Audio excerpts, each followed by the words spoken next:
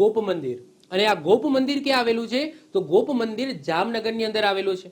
અત્યારે ખંડેર અવસ્થામાં તમને જોવા મળશે, કોઈ મૂર્તિ એની અંદર અત્યારે હાલ જોવા મળતી નથી. ઓકે, તો તમે વાત કરીએ ગોપ મંદિરની, તો ગોપ મંદિર ક્યાં છે? જામનગરમાં છે.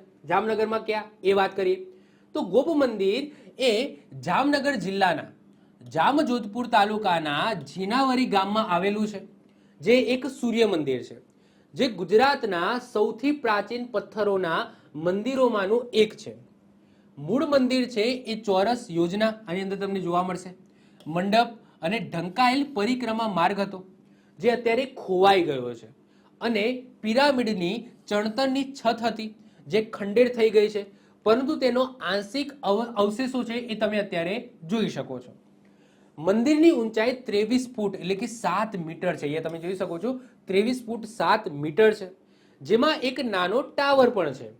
ટાવરની છતને કમાન જેવા ગવક્ષ વિન્ડો આકારની અમલકા છે. અમલકા એટલે શું? મેં સમજાવ્યું હતું કે જે કળશ છે એ કળશ પછી આ જે ભાગ આવે છે ને એને અમલકા કહેવામાં આવે. શું કહેવામાં આવે? અમલકા.